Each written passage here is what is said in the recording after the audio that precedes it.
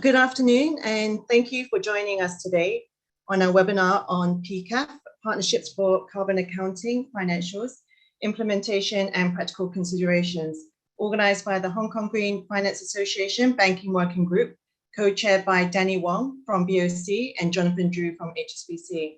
I'd also like to thank our supporting organizations, HKAB and Hong Kong Institute of Certified Public Accountants, and Shared Value Initiatives Hong Kong for partnering with us on this event.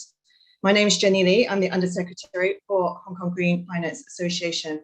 Before we begin, a few words on housekeeping. This webinar is recorded and broadcasted live on YouTube.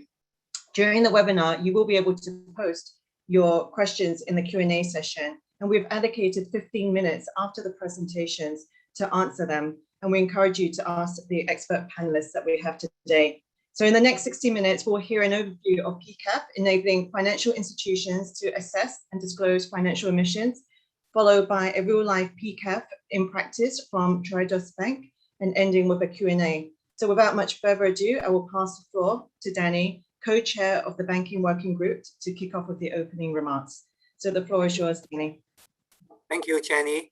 Good afternoon, everyone. Welcome to the Hong Kong GFA Training Series. Today's topic is Partnership for Carbon Accounting, Financial, Implementation and Considerations. In our journey to net zero, it is very important, but also challenging for most financial institutions to measure the financed emissions. As an industry-led global partnership, PCAF facilitates transparency and accountability of the financial industry to the Paris Agreement by developing and implementing a harmonious approach to assess and disclose the greenhouse gas and set science-based targets and align the loan and investment portfolio with Paris Climate Agreement. Today's training consists of two sections. The first section is a presentation from the PCAF representative, and the second session is PCAF practice case sharing from Triodos Bank. We also have a Q&A section afterwards. In the first section, we are very honored and privileged to have Tiange and Jorge Martínez-Blat from the PCAF Secretariat to share with us on how PCAF can enable financial institutions to assess and disclose financed emission. Tiange is the Asia Pacific team lead to the PCAF Secretariat, supervising all regional activities, and a consultant at Guidehouse, where she supports financial institutions and other large corporations to understand their climate-related impacts, risks, and opportunities. Jorge leads PCAF activities pertaining to communication and climate policy and the technical assistant team of the PCAF Secretary. He is also a senior consultant at Guidehouse, where he supports financial institutions to measure and disclose their climate impact and guides them in understanding the complex ecosystem of climate financial policy, methodology, and initiatives. The second session will be a sharing case study on PCAF in practice by Yan Akihers from Triodos Bank. Triodos Bank started using the PCAF methodology in its own business in 2018, covering about 68% of its portfolio. As of today, the bank measured the emission of its entire portfolio of loan and direct investments. Yang is the impact controller at Triodos Bank, reporting on ESG-related information. His focus areas are emission data and the EU taxonomy. Before Triodos, Yang has also worked in consulting at EY and PwC with focus on finance and performance management. We hope all of you enjoy today's training section. Don't delay everyone. Let's begin with the PCAF presentation. Tiange and Jorge, the floor is yours. Thank you. Thank you very much for the kind introduction, Danny and Jenny. Let me begin by sharing my screen.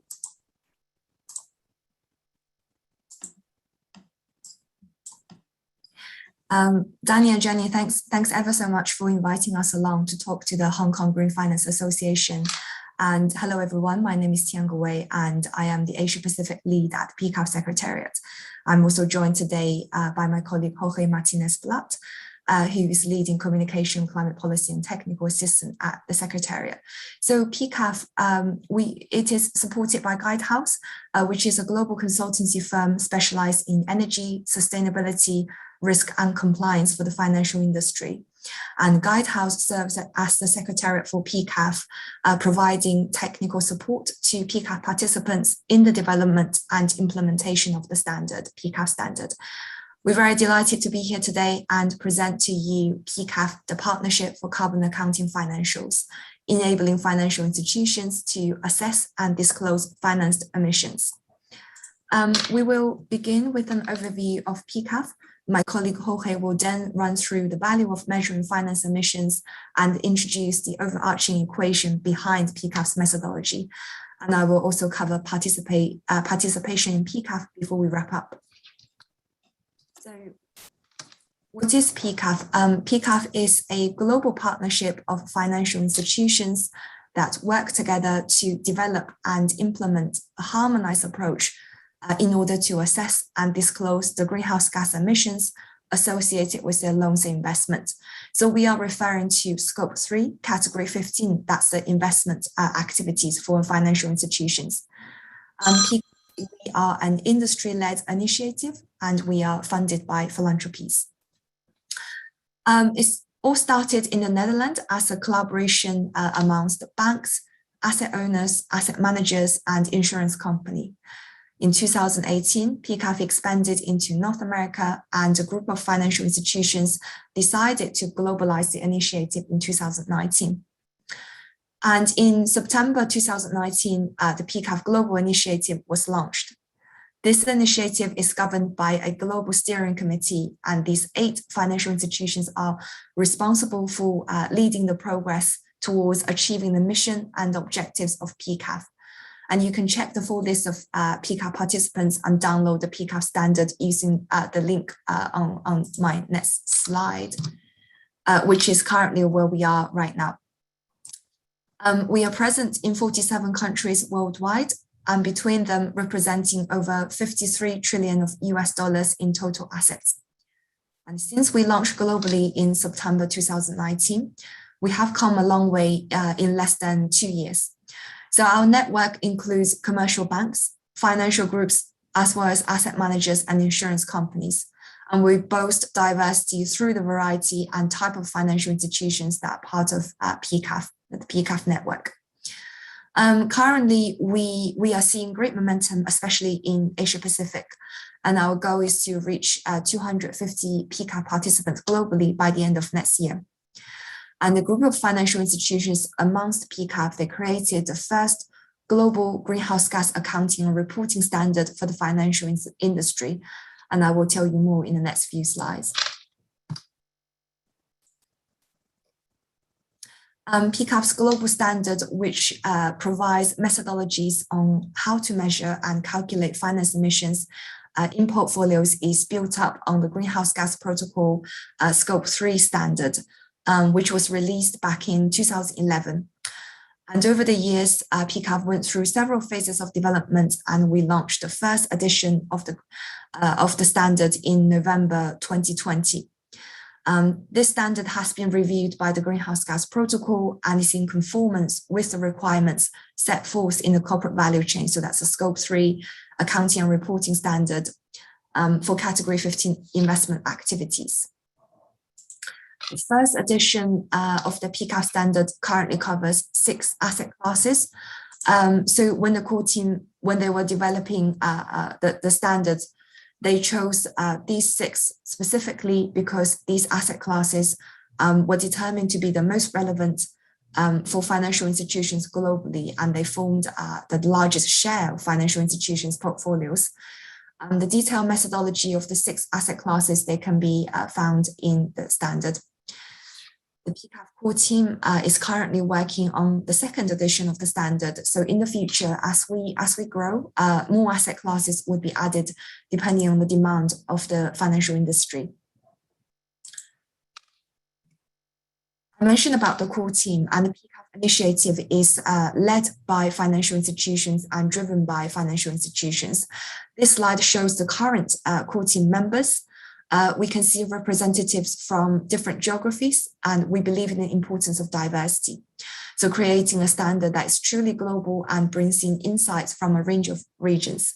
The core team is currently developing methodologies for sovereign bonds, green bonds, and adding clarification language on greenhouse gas emission removals.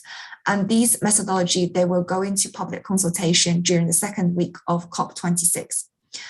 We would welcome comments and feedback from all stakeholders, and throughout the development of the methodology, Guidehouse, we facilitate the PCAF core team's work by moderating their technical discussions, reviewing the content, and compiling an editing standard.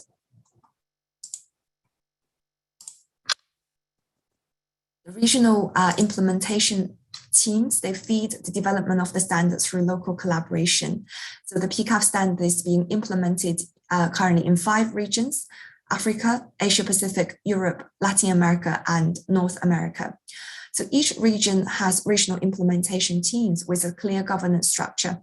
And PCAF is entirely industry-led, meaning that it is driven by financial institutions, and the formation of national chapters is part of that. And it's all driven by local demand. So currently we are exploring avenues to establish the PCAF China initiative, which will also cover Hong Kong and the Greater Bay Area. Therefore, any financial institutions want to join PCAF can get involved in the development and activities of local chapters such as PCAF China. And we encourage all stakeholders, especially financial institutions, to contact us with suggestions on how PCAF could grow in the region. I will now hand over to my colleague Jorge to tell you more about the value of measuring finance emissions. Jorge, the floor is yours. Thank you so much, Tiange, and thank you to the Hong Kong Green Finance Association for organizing and hosting this webinar. I'm really delighted to be here. My name is Jorge Martínez-Blat. I'm the Communications, Climate Policy, and Technical Assistance Lead at the PCAF Secretariat, as well as a Senior Consultant at Guidehouse. So today I'm going to be telling you about the why and the how behind measuring finance emissions with PCAF, starting with the why. What is the value of measuring finance emissions? Why should an FI do this at all? Well, what's really interesting is that every financial institution has unique reasons for measuring finance emissions. Why? Because measuring finance emissions are the starting point for fulfilling many climate-related business goals. Now, the business goals that you see here on the screen are by no means exhaustive and represent some of the most common reasons why financial institutions use PCAF to measure and disclose their finance emissions. Beginning on the left, a financial institution can create transparency for its stakeholders by reporting its finance emissions through, for instance, CDP. And in fact, PCAF collaborates with CDP, which last year developed a financial services questionnaire that allows financial institutions to disclose their Scope 3 Category 15 emissions with PCAF, or finance emissions. But what might be relevant for this audience is that financial institutions could also measure finance emissions because they're taking a more risk-focused approach. Last week, the TCFD published its latest implementing guidance, in which the updated guidance for the financial sector officially the use of the PCAF standard to measure and disclose finance emissions for banks, asset owners, and asset managers. So PCAF's inclusion in TCFD could be very relevant for many Hong Kong-based financial institutions, given the Hong Kong Monetary Authority's recent focus on TCFD-aligned climate disclosures. However, we could also see financial institutions measure finance emissions to help them develop climate-friendly financial products. Why? Because these allow them to keep their existing clients and attract new ones while also lowering their GHG emissions over time. For instance, a financial institution could offer loans with favorable interest rates for purposes such as home renovation to improve energy efficiency. But without measuring finance emissions before and after such financial products are sold, there's no way to quantify whether that desired impact is actually taking place.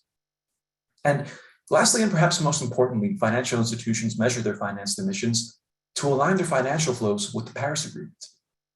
Achieving net zero by 2050 requires setting science-based targets, but without a baseline, there's no way for a financial institution to know if the targets they set are actually feasible.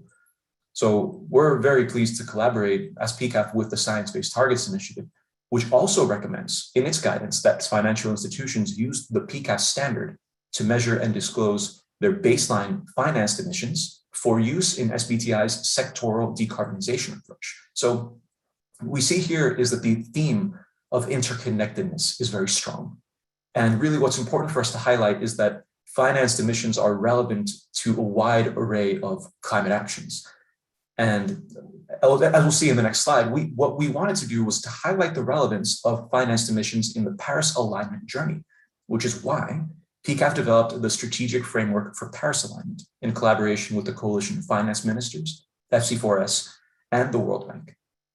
So the strategic framework has a wealth of resources for financial institutions. I won't go into every single detail of it, but primarily among them is a step-by-step breakdown and definitions of the technical elements of the process of Paris alignment. And that is represented by this non-linear figure that you see in the slide on the screen. So ultimately, we wanted to decode the climate finance ecosystem and found that understanding the vast array of climate finance initiatives for financial institutions starts with understanding the process to get to net zero emissions by 2050. So what this did is allow us to categorize and provide an overview for 19 global climate finance initiatives for financial institutions mapped according to each step of the Paris alignment process.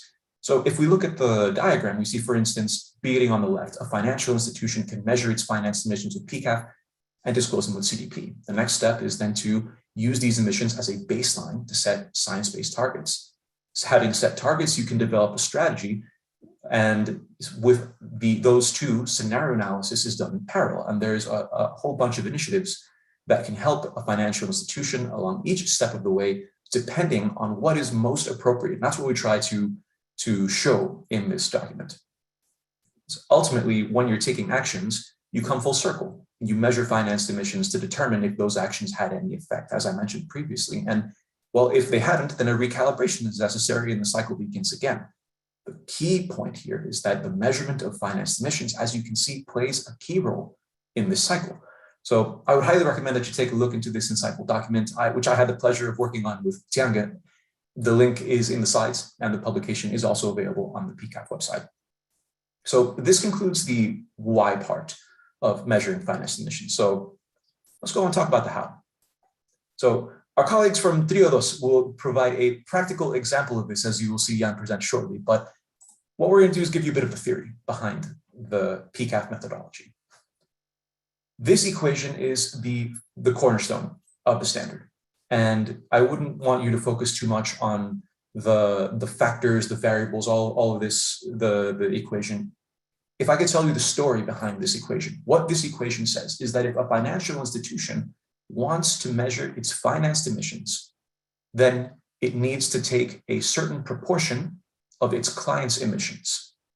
And that proportion that is defined is based on the outstanding amount that the financial institution has loaned or invested into the borrower or investee divided by the total financing of that borrower or investee.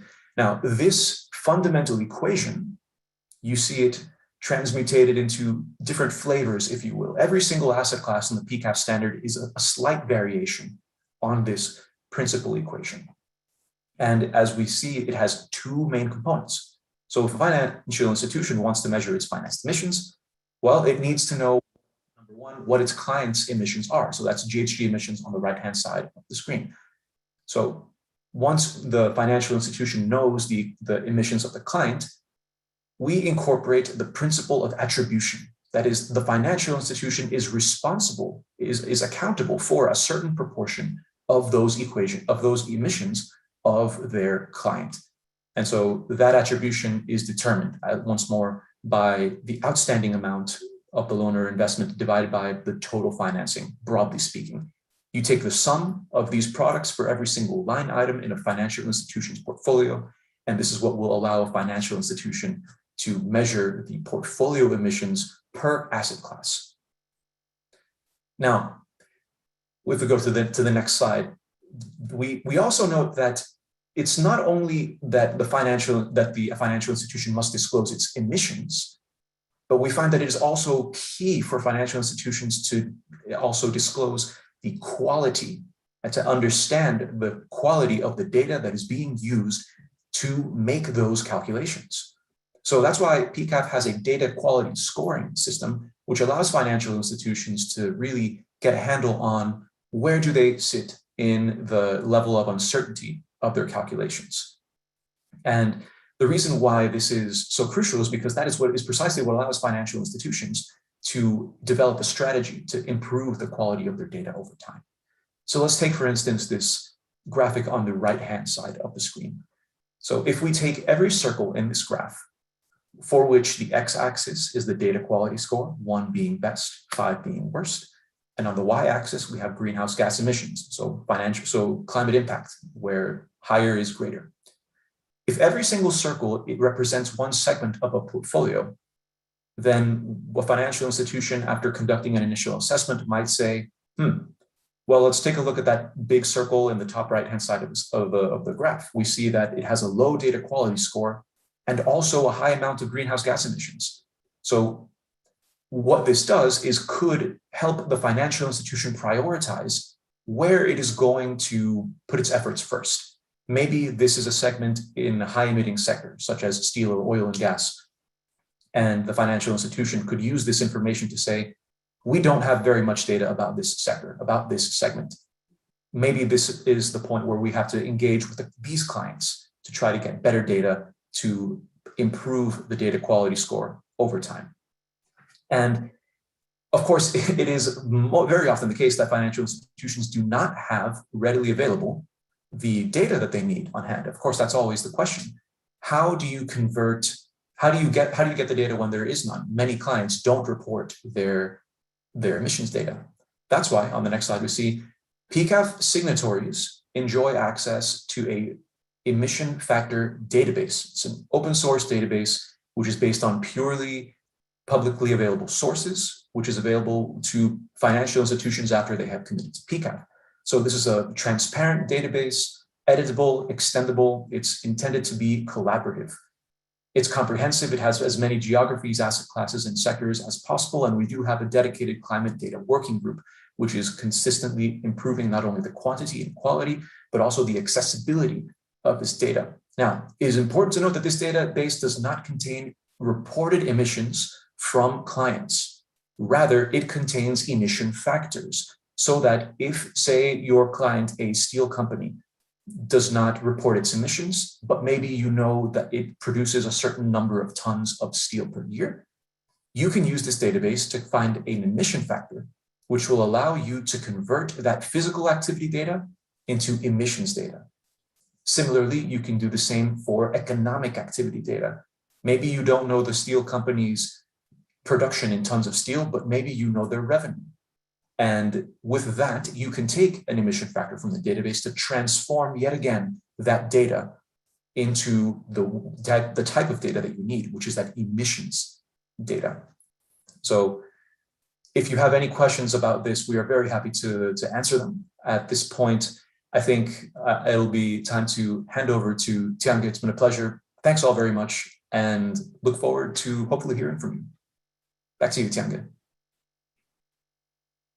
Thank you, Jorge. And the next session is about participation in PCAF. And of course, joining PCAF also brings multiple additional benefits.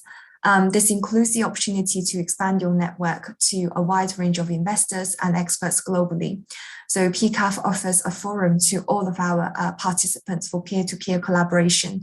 And PCAF coordinates with initiatives such as the Science-Based Target Initiative mentioned by Jorge earlier, the Net Zero Asset Owner Alliance and UNEP FI's PRI to ensure that the work of PCAF complements and help participants fulfill these initiatives' goals. The PCAF Secretariat, we support financial institutions through their greenhouse gas accounting journey and offers workshops and training. So more details are available on our website, and you can check it out by clicking on the link on this slide.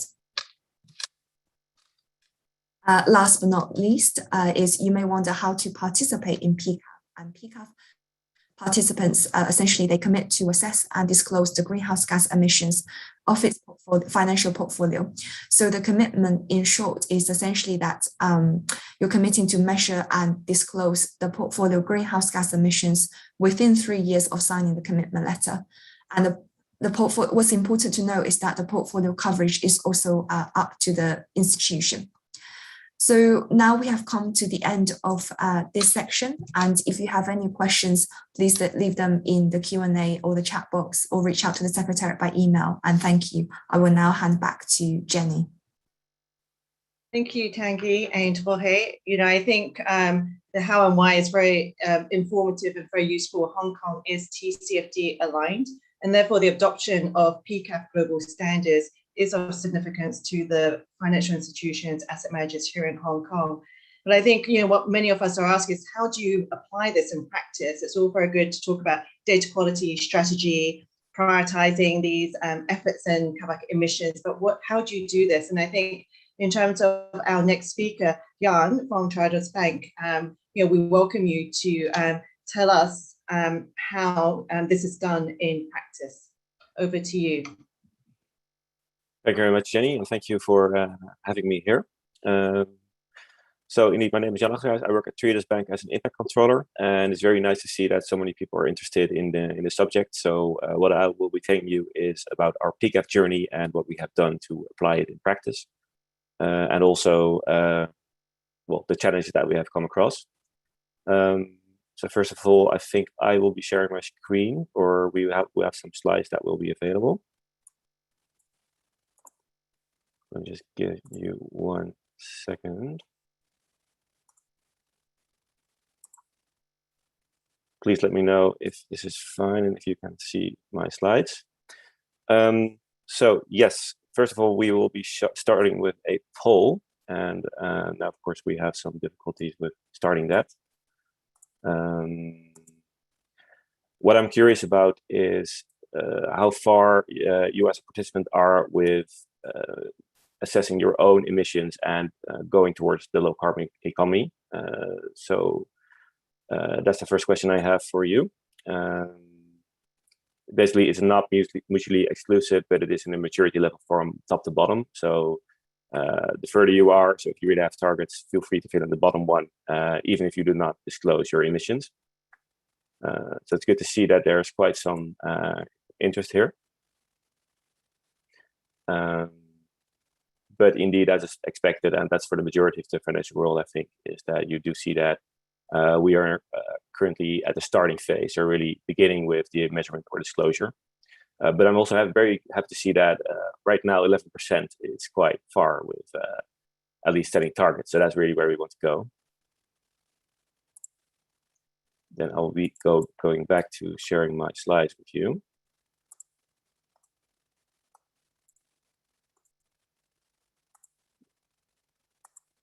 Again, please let me know if you do see my screen. If not, please give me a shout, and then I'll make some adjustments. So PCAF in practice.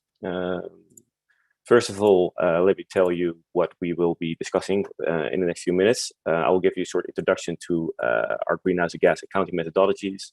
What I'll do is I'll give you an introduction to Triodos and why we are doing this. I'll share with you our high-level implementation approach, and I will also share with you some things about our methodology in practice. First of all, what is Triodos? For some of you, I don't expect everyone to know our small bank in the Netherlands. We are a sustainable bank, and since 1980, we have the mission to finance positive social, environmental, and cultural change. And we are active across Europe in 5 countries, and we also are active globally with our investment management funds.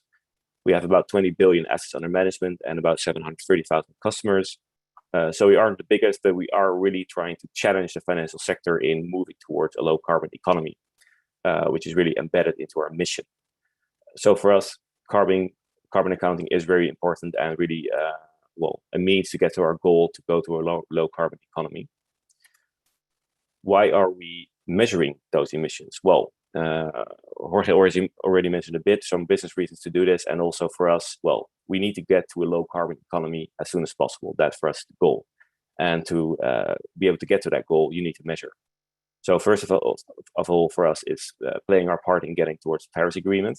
And also we need to understand and monitor and help the business to steer towards that low carbon economy. So we need to know where we are, and also to help our business or our relation managers in engaging with their clients.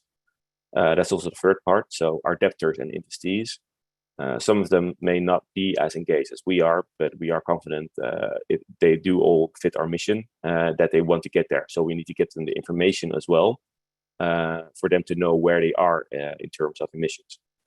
At last, we also want to inform our stakeholders, which we find is very important, so that everyone knows, and that it's also important for us to be transparent about where we are, so everyone is informed also of our goal and how far we are with getting towards that net zero part.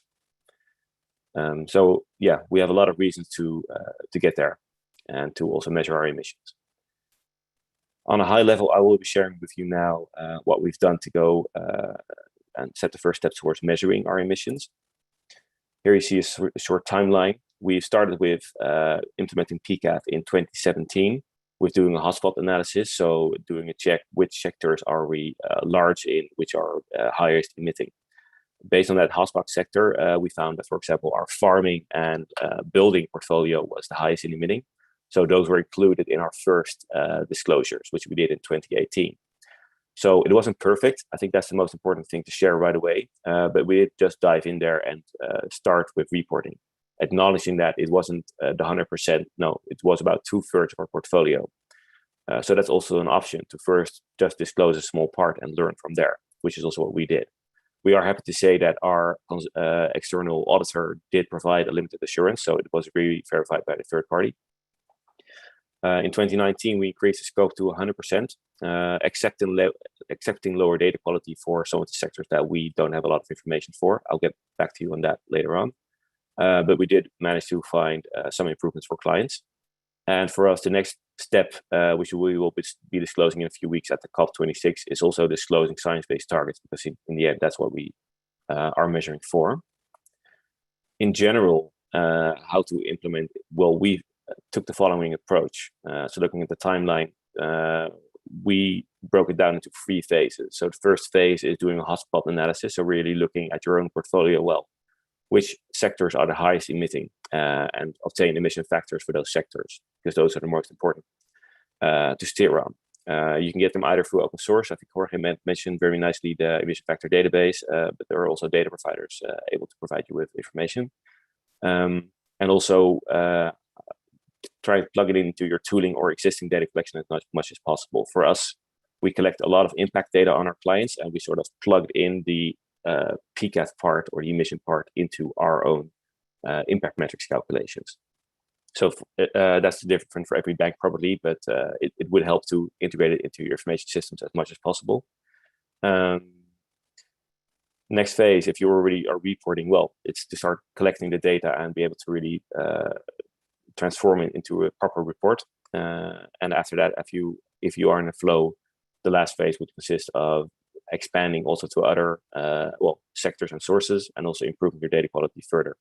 And what you then see is that for us, while we do work a lot in Excel, which I will come back to in a bit, we are in the process of fully implementing our greenhouse gas accounting into our systems. The challenges that we have come across, well, as I just mentioned, we do work a lot in Excel, and for us, the biggest challenge and next step is to improve the automation and try and really embed our PCAF calculations and emission calculations into our IT systems, so we can move to a higher level of maturity, and also that we can feed all that data back to our clients and to our business. We want to improve our data quality, so we do see for a lot of clients where we have high emissions that when we dive into them, well, of course, you do see some differences if you obtain data from your clients themselves. The most important next step for us is setting science-based targets to go towards net zero, because that's what we are measuring for, and also to create strategies and tangible plans to execute on that and to deliver on the targets. For example, increasing your investments in forestry. That's on a high level. I can imagine it's still pretty well, not maybe vague, but this is all process-wise and maybe not too much content, but that's what we are going to be diving into now. So in practice, what will you see? So first of all, we measure our scope-free emissions with our portfolio. So that's the circle that you see on the right. In general, we already measure our scope 1 and 2 emissions, which you see in the middle and on the left. So that's all the emissions that come from our own buildings and our own vehicles, but also from our travel. But of course, we're a bank. We have a building, we travel a bit, but that's not where the majority of our emissions come from. That's from the financing. So exactly what PCAF is about. It's about the scope-free emissions of Triodos, which are the indirect emissions from our clients. We use the PCAF standard. I think Tiange already elaborate on the 6 asset classes. For us, we don't have any motor vehicle loans, but we do use the other methodologies for the other asset classes. And this is what it's all about. In the end, the graph that you see in front of you is the ultimate result, and also a nice way to see that our sustainability mission is reflected in a result. So this graph shows you the climate impact of our loans and investments. So for all our loans and debtors and investees, it's broken down, come from PCAF into 3 different sections. You see the generated emissions, you see the sequestered emissions or emission removals, which we call it these days, and avoided emissions. Generated emissions are emissions directly generated by our clients, so carbon going to the air. Sequestered you could see as emission removal, so carbon taken out of the atmosphere. And avoided emissions is any emissions that have been avoided through the use of renewable energy. So you can imagine every unit of energy, megawatt hour, generated by a windmill has replaced the need for any carbon intensive or fossil fuel power plant. So here you really see that we have a large portfolio in renewable energy, which we're very happy with, and we do still have a way to go. But in general, we are relatively low looking at the intensity in emissions. So the emissions per million of euro invested. In the end, this is the ultimate result that we have. But how would you get there? Jorge already explained some of the calculations, but the most important part for us was the attribution part. So we try and look up our share of the finance emissions, which is the bottom part here, and multiply that with the total emissions of the investee. The top part, so the emission part, we recognize that a lot of clients don't yet have any emission data, so we try and use their primary data. So for example, we get their energy use and multiply that by the emission factor, so a certain amount of emissions per kilowatt hour, for example. Where we don't have energy, direct energy data, we have proxies, which I will get back to later on. And also for the bottom part, the finance emissions or the attribution factor, we look at the outstanding loans and investments. And we, in general, especially for our SME clients, so the smaller clients, we look at the balance sheet total. So we add up their equity and debt, we take the Triodos share in that, and there we have a percentage. Where the data comes from, we still recognize that we are in a low level of maturity. So you can imagine if you call up a small holder farmer, they don't know a lot about their own emissions. So we try and collect primary data, which you see on the left. Emission factors we generally get from external suppliers because we ourselves are knowledgeable, but not too knowledgeable about the technical aspects. We also get a lot of external data. So that's mainly for our listed companies. So if a company is listed, mainly in Europe, that's the case. There is regulation for companies to disclose about their sustainability performance, so also about their emissions. So that's also publicly available or through data vendors. And we take our internal financial data, that's what you see at the bottom part, for financial data to obtain their turnover, for example, or their balance sheet information.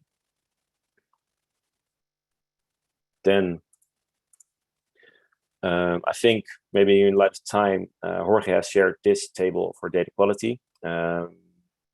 So I'm not going to elaborate too much on it there. What you do see, especially in the hotspot analysis, so the first part you do, you still work with data quality 5. So you have a very low level of maturity for data quality. And as you progress and you interact with your clients to call them up even and ask about their emissions, well, then you can slowly advance to the top. But what you do see, looking again at some of the formulas, which might be a bit intimidating at the first sight, but we use primary data whenever it's possible. But we start with the lowest level, which you see at the bottom, which means that we call it the outstanding or sector approach. So we only look at the outstanding amount on a sector level for us, and we multiply that with an emission factor per million of euros. Whenever we see that there is a high emitting sector, we try and engage with clients in that sector and, well, try and increase on a step-by-step level towards better data. For some clients, we have now really seen that they publicly disclose on their website even their own emissions. So there have been cases where we have dived into where we see even farmers, for example, one in the UK, who publicly disclosed their emissions, which really surprises us that they're so far. But that's what you do see, and where we will be moving towards, that all clients, or a large part of them, will be disclosing about their emissions. So yeah, it's been a journey for us. What we do see is our advantage is that we already have been involved a lot with our clients on sustainability information. So that's helped us in collecting other data. And maybe later on in the Q&A, if there's time, I do have some backup slides to really show some more information, or on a practical level, we'll see how we handle data quality. Thank you very much. I hope this has helped you gain some insights, and I will hand happily over back to you. Great, Jan. Look, thank you so much for a really practical set of examples as to how an organization who's very focused on this has put PCAF into practice. For those who don't know me, my name's Jonathan Drew. I've had the great privilege of co-chairing the Green Banking Working Group at the HKGFA, along with Danny, and the privilege of moderating a Q&A session in the 15 minutes that we have left. So, and on that note, thank you very much to those who've asked some excellent questions already. Let me go straight to those. Quite a few coming your way, Jorge, around the sort of the how, which in itself is interesting because nobody's needing, seemingly, you've persuaded them on the why. So it's really very much a focus on the why. So I think that's great news. So we won't go through them all, and I know it's going to get very technical, but one that's come up in a couple of areas, things like investments into holding companies, whose investments in turn may be financial investments in subsidiaries. How do you go about accounting for the emissions there? What are relevant sort of equity interest or control thresholds that you use in sort of consolidating emissions? Maybe that's the first one I'll ask you to comment on. Sure. Thank you, Jonathan. I like this question because it touches on a few fundamental principles of PCAF. So one of them is attribution, as we mentioned earlier in the presentation. Now, the idea in broad strokes is to say that a financial institution is accountable for any emissions that are associated with the capital that it loans or invests. So that capital that is loaned or invested is generating some climate impact somewhere out there in the real economy. And then the challenge is to attribute that. This is then the second principle, the follow the money principle. So a financial institution is then tasked with trying to see how far down the rabbit hole this capital is going, and hopefully identify what the end result is. What is the activity that is happening because that financial institution lent or invested that capital? And then if you are able to draw that clear line between towards what the money is going to, then of course it's much easier. But as you mentioned, maybe a financial institution is investing in a holding company where it has a vast array of companies that in turn it is investing in. At this moment in time, there's not a dedicated methodology to getting the emissions of a whole holding company because, of course, the composition of such holdings can vary immensely. However, if you are able to draw that line and follow the money down into the information about the individual holdings, then you would account for that. But otherwise, at the moment, it would be difficult to account for other emissions in that situation.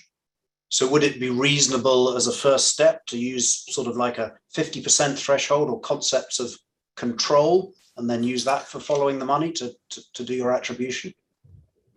Well, it's with the PCAF standard, what's great about it is that it actually gives financial institutions a much greater deal of flexibility than they might think. And we would say always that if a financial institution can justify and say that it is reasonable to make certain assumptions about how they're going to calculate their financed emissions, as long as those assumptions are transparently disclosed, then really they are free to make their own methodologies or rather, should I say, slightly deviate from the standard if those methodologies are not yet available in the standard. But as far as a threshold, really, it doesn't matter if a company has invested into 5% or 50%. The idea is, as long as that capital has changed hands, then there is the attribution for the emissions of the financed company should be accounted for in the greenhouse gas inventory of the financial institution that is lending or investing that capital. Okay. Hopefully that answers your question. So that sounds like you take the apportion, whatever the level of interest or shareholding maybe. And do you think that as this goes forward, are you expecting, I mean, clearly you said the standards you'd expect to evolve over time. Is PCAF, does it envisage putting out sort of guidance notes, good practice notes around some of these issues? How do you think that the standards will evolve in that sense? Well, there's the beauty of PCAF is that it's entirely industry-led. So we as a Secretariat, we're not the ones that have a say in what gets developed. It's entirely driven by what is demanded by the financial institutions. Okay. So this is, of course, a very large area of the financial sector. So we would expect, I would expect personally, if I take my PCAF cap off, to say that would be an interesting point that they would want to develop in the future, but ultimately it is entirely contingent on what the financial institutions who are developing the standard see as the next best steps. Well, maybe it's a question for you then, Jan. Is that something that the founding members and the coordinating banks are indeed working on, sort of collectively to build out and develop these standards? Because clearly, I suspect many people looking at this will say, you know, one of the important things is that we have consistency in reporting. I mean, that's core to, you know, good information, that it's reliable and consistent across organizations. Yes, indeed. So what I can say is that we have working groups within PCAF to further develop methodologies, and I think we're in a process, or in a few weeks there will be new consultation coming also for new asset classes that are under development, for example, for green bonds. So this is actively contributed by the PCAF members, so they have the chance and opportunity to work in different working groups and further refine those standards. And I also think there are cases, for example, being developed. I'm not sure if, but I've already seen some, I think, that will be publicly disclosed to give further guidance on how to really handle certain cases and client types. Yes. Well, maybe one of those, and this is a question for all three of you. Anything out there or any guidance at the moment on sovereign bonds? Quite a few people have been asking about that. How do you calculate the carbon on the sovereign balance sheet? Sure, Jonathan, I'll take this question. So that's a great one. So right now, this year, we have a PCAF sovereign bonds working group, and we are currently developing a methodology for the sovereign bonds asset class. This methodology will be out for public consultation during the second week of COP26. So that's what we're working towards. And it will be made available to collect essentially feedback and comments from key stakeholders. So we would welcome any comments and feedback and be keen to hear your views. So please do follow us on social media and check out the PCAF's website for more information. Okay, great, thank you. And then a question for, again, probably for all of you, but Jan, you mentioned it, just talking about attribution of emissions, and you talked about at Triodos, you're looking at scopes 1, 2, and 3. Now, so question in my mind is obviously scope 3 for some businesses is very difficult, almost impossible to calculate in the near term. So within the standards, is there sort of guidance around what the expected scope coverage is in different sectors and for different products? Where are we on that? Yeah, so it is recognized that scope 3 is the most difficult to measure, especially for a lot of sectors, and especially for a lot of more smaller companies, which Triodos is also quite large in. So in general, I think we have a phased-in approach for scope 3 emissions. So I'm not sure of the exact timeline, but within 1 or 2 years, I think, is that for certain sectors which are quite carbon intensive. So for example, mining, we do expect that there is better data quality on scope 3 emissions. So within a few years, you can expect that for every sector it should be included. But right now, it focuses on the more carbon-intensive sectors first. And also for listed companies, it's easier to assess those than for the unlisted companies, for example. Sure. And Jorge, in terms of the standards themselves, is that sort of guidance embedded in the standards so far? I mean, looking at your 6 financial products, so for sort of corporate lending into, let's say, the oil and gas sector, you should know what Scope 3 is because you can calculate that from volumes of production, etc. But again, to Jan's point, if you're a widget manufacturer, it's very difficult to calculate your Scope 3 amongst all your minutiae of suppliers. Does the PCAF standards, do they make those sort of recommendations? That's correct. It's exactly as Jan mentioned. We do explicitly recognize the difficulty in initially obtaining that Scope 3 emissions data. And so what we do here in this case is we are following the timeline of the EU TEG. So the Scope 3 phase-in approach in the standard is based on the EU Technical Expert Group on Sustainable Finance, as shown in their handbook on climate benchmark regulations. So that alignment is also important for us for optimal adoption of PCAF to be aligned with existing regulation. That's where that Scope 3 phase-in comes from in the standard. Okay, great. Also, there are much more tools coming into place. For example, for farming, a lot of tools can provide guidance and support in estimating those Scope 3 emissions. So that's also an upcoming trend. Okay, great. Well, and again, and I suspect I know the answer here, but I'll just ask for your views. A lot of people very interested in thinking, well, how do we take this into sort of my product base? We've got questions around asset-backed securities. We've got questions on derivatives. We've got questions on securities lending.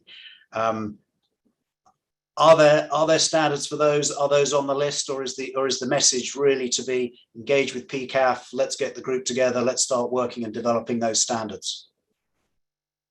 What are your thoughts on where are we on those, and what do you recommend? What do you recommend if you've got a hedge fund who wants to be a leader in this and wants to get many of those sort of derivative-like transactions accounted for? How should they engage with PCAF to drive forward their aspirations to show the impact in their business? Tiange, she's been involved in this. That's a great question, Jonathan. Thanks for pointing it out. So essentially for asset-backed security, asset-backed or not, securities are not yet included in the PCAF standards methodology. So, here we define securities specifically in their capacity as capital market instruments. There is a working group within PCAF, which HSBC is also part of, currently developing this methodologies under discussion. And a general principle in the PCAF standard is that we advocate for follow the money. So essentially looking at where the money comes from and follow the money when determining which methodology to use. Yeah. Jorge, please do add in if you have any additional comments. None from my side. As you said, we have the working group, so there's already interest. It's under development, and it's in line with the theme of all PCAF developments are driven by the financial institutions that make it up. Okay, great. And I think I know the answer to this, but just for the benefit, in case I'm sure we've got a few investment banks and investment bankers on the line, in terms of intermediation activities, capital markets, concept of facilitated emissions, where are we on coming up with a methodology there? Tiange, Jorge, one of you, I think. Sure, absolutely. So definitely we are actively exploring the topic of facilitated emissions, which is very relevant for instance, investment bank with underwriting activity and business.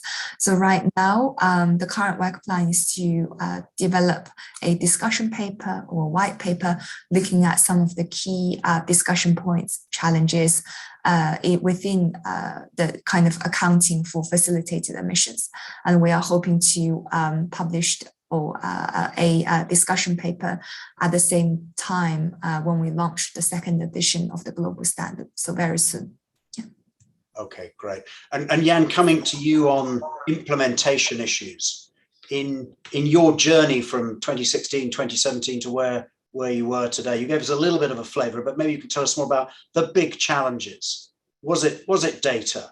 Was there probably not in your organization, but I can imagine in many organizations, there's a sort of a people challenge and getting people engaged and motivated around this. What can you share with us on those challenges? For us, the big advantage is that we really have a culture of sustainability and a very engaged relation managers, so the people who actually have to collect the information. So we did have them working really well with us to understand and collect the data, but of course it was quite a burden for them to collect even more information, and also that's what we see now. So it is a challenge to keep everyone informed of the proper data to collect, for example. But for us, the real challenge was in collecting all the data and really sort of consolidating it correctly and making sure that you don't double count between clients, for example, and that you don't have double exposure somewhere, etc. But I think the largest part that we have overcome is to just start doing it and accept that it's not perfect right at the start. And even now, I think it's not even perfect, and it's still, which has been publicly acknowledged, there is a low stage of data quality in emissions right now, and we might not be exactly where we can measure emissions. It's not like a euro, or it's not like financial reporting right now. Right now you have IFRS, but 100 years ago when we first started with financial reporting, for example, you didn't have any IFRS standards. So even that while we know that we're not 100% accurate, we do know now where we have to steer on, which parts of our portfolio are carbon intensive. And that's for us the most important part, to know where we have to direct attention to go towards net zero. Because in the end, that's the goal. And we can have a lot of discussions about data, and for some clients dive into the content and really have long discussions on what the correct emissions are. But if there's a variation of 20 or 30%, even fine. But on the total portfolio level, you still get an idea where you have to put action. Yes. And when you say net zero, I know you presented your avoided emissions. Yeah. Now, yeah. You're doing that, that's just reporting. You're not offsetting or crediting those against emissions, are you? Not at all. We have had quite some intense discussions with other banks about netting your avoided emissions or not. We absolutely don't do that because in the end, we should keep avoided emissions are important. They're the most important because every ton of carbon that goes into the area has to get out at a certain point. So the avoided are the best right now to invest in. But it doesn't mean that you can offset your generated emissions with anything avoided. It's not that carbon is removed from the air. So that's always a very hard discussion that we're having. Yeah, that's great. I'd have fallen off my stool if you'd said you were offsetting. So it's good to thank you. And then a final question, just around, you talked about sort of strategies to deliver, and then you talked about different metrics like absolute versus intensity. How do you see the sort of the interplay between sort of using those metrics to get you in your institution to where you want to go? Yeah. So our consideration is that you don't want to hit the target and miss the point. That's a very dangerous thing of only focusing on the metrics. So for us, it's also important that that's the exact dilemma we're in right now. How would we set those targets and go towards net zero? Because we are aware we are a growing bank as well, especially in our investment management. We are projected to have big growth, which is also associated with emissions, which we would have to compensate in some way. So there we have a big dilemma, but also in our building portfolio, we have a lot of mortgages, and we also don't want to focus only on the high energy performing buildings, but also want to help clients that are less in a situation of energy efficiency, which have G labels or lower labels, which don't have the funds to really transition, which would mean that you would actually go up in your emissions for the first few years. But in the end, you have to take everyone along, because we can't get to a low carbon economy without those parties. So there are a lot of dilemmas in there in looking at which metrics to use. I think that's a great comment on which to finish. And I've written down, we don't want to hit the target and miss the point. And I think the comments you make there are particularly relevant to all of us, but certainly those of us here in these growing markets in Asia, where we really need to understand what the ultimate objectives are and not necessarily just focus on numbers. So thank you, Jan, for that. So thank you for your very generous sharing during the past hour. Thank you also, of course, to Tiange and Jorge for introducing all of us to PCAF, for sharing the whys and the hows, and for talking a little bit about what's coming up next. So thank you to all of you. And if I may, on your behalf, particularly at PCAF, invite everybody listening, where you do have questions, you want to engage, please do reach out to our colleagues and friends at PCAF. You can get the contact details through the GFA, and this is a very exciting set of actions that we have ahead of us. Very important, as Danny said at the beginning. So thank you to all three of you for your generous sharing of your time and your knowledge. And with that, Jenny, back to you to close our webinar. Great. No, thank you, everybody, and to our participants. And just so everyone's aware, the presentation materials will be shared on the HKGFA website, and also the post-event and the live YouTube screening will be available. And thank you very much, and look forward to seeing you at the next training and event. Thank you so much, everybody. Thanks very much. Thank you. Thank you. Bye.